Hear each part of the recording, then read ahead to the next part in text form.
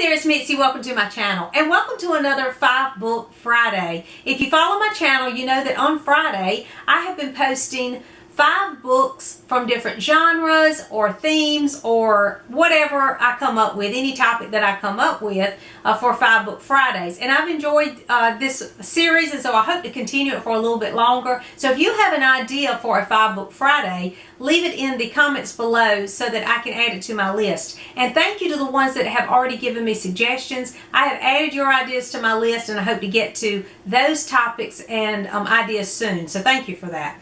But today I wanted to do 5 mammoths that are on my shelf. And the reason I'm doing the mammoths is because I saw this week that the March of the Mammoths readathon was announced. And I'm really excited about this because it's a way for me to get to those longer books. If you're not familiar with the March of the Mammoths, it is a month-long readathon hosted by 3 hosts this year. We have Chapter and Verse, A Cruel Reader's Thesis, and Big Al Books. And I'll leave a link to all of their video announcements below so that you can learn more about it. But it's basically you pick a book that you've been wanting to read, maybe on your shelf or on your TBR, that is 800 pages or longer. And this is just a fun way for us to get to those books. Now you may not finish the book in March, but at least get started with that book so that once you start and you enjoy it, you keep reading and you'll get those books finished this year. And I just love that idea for us all to kind of support each other and encourage each other and maybe even buddy read some of these books as well. So I just thought it was a fun idea.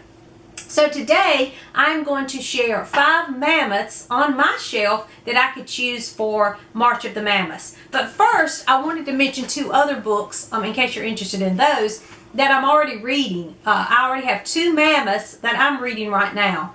And the first one is Gone with the Wind. I started reading Gone with the Wind just recently with Loops in Literature. We're buddy reading this. And we are reading pretty much each part. Once a week we read a different part. And so we're just taking our time going through this book, and we are reading, a part a week kind of thing. And then I think there's 5 parts, but one of the parts is a little bit longer, so we're going to divide that into 2 weeks. So then it'll take us 6 weeks to finish this, which means that I will finish Gone with the Wind right in the middle of March so that I can start one of these other books then. Now, I won't finish that book, I'm sure, in March, but I can get started with it. So I'm already reading this one right now.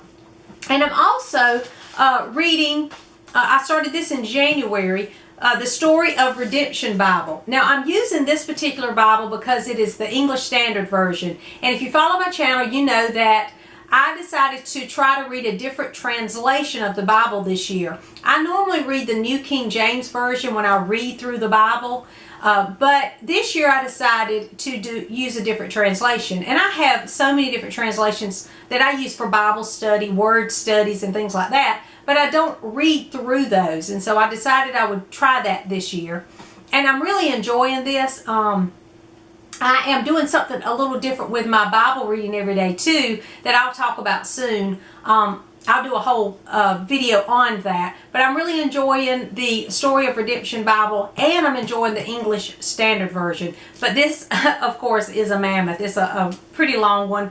I think this thing's almost 2,000 pages. So it's a pretty intense one. Now, I'm not reading every single thing in this book. I'm using it for the English Standard Version, but there are notes and things along the way that are pretty interesting, and it just enhances your Bible reading when you read those things. So that's another mammoth that I'm reading right now. But these are the 5 mammoths that I have on my shelf that I could choose from for March of the Mammoths. And so I want you to let me know if you've read any of these and if you think that there's one that I should get to first. So the first one on this list is Anna Karenina. Now, I have this book because someone gave me this. They gave me this copy. I think someone was cleaning out a basement or something, and they had a lot of books, and there was a lot of classics in there, classic literature. And so, of course, this person knew that I enjoyed that kind of, those books, that classic literature. So he offered a whole box of books to me, and this was in there. So of course I hung on to it because I have never read Anna Karenina, and so that would be one that I could choose. So Anna Karenina, let me know if you've read that one. Another one is Little Dork by Charles Dickens. This one again is a mammoth. It's a long one. I've heard great things about Little Dork, and I want to read all of the books by Charles Dickens.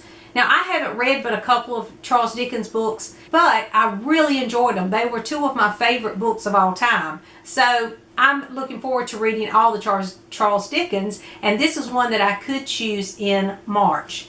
Another one on my list is another Victorian. Actually, it's Victorian literature, and it's by George Eliot, and that is Middlemarch. And I've heard great things about Middlemarch. I know that a lot of people love this one. It's one of their favorite books to read, and so I really feel like I will like this one a lot too. And I know I want to read it, but I'm not sure if I want to read it in March or save it for Victober. But again, it's a mammoth, and so I do want to try to get to this one soon. So that is 3 that are on my March of the Mammoths options. And then I have Lonesome Dove by Larry McMurtry.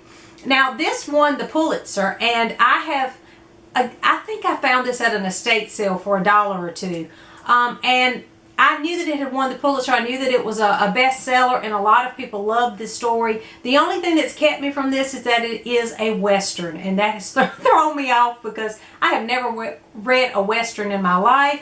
I have watched just a few Western movies in my life.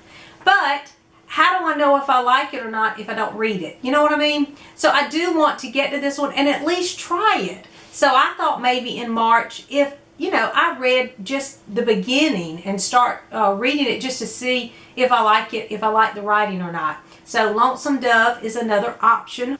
And then finally, I have one more, the 5th option I have for March of the Mammoths, and that is Bleak House by Charles Dickens. And this is one beautiful edition of this book, but it is definitely a mammoth. I love this one. It was given to me by a friend, and it actually has a beautiful, the end papers actually has a picture of Charles Dickens. I just thought that was beautiful. It is a beautiful copy, and it also has illustrations, and it's just a beautiful edition of Bleak House. So I know that I will enjoy reading from this one, but it is heavy and I don't know about carrying this around anywhere. I'll definitely have to sit here in my reading chair to read that one. But those are the options that I have for March of the Mammoths. Let me know if you've read any of these and which one would be good for March. You know, maybe one of these is better to read in March than another part of the year, because I do like seasonal reading too. So let me know that as well. Are you participating in March of the Mammoths? I do hope you will. I hope that if there is a longer book, even if it's not 800 pages, but one that's a little bit longer than what you normally read, that you'll pick that one up and join us for March of the Mammoths. Because you know what?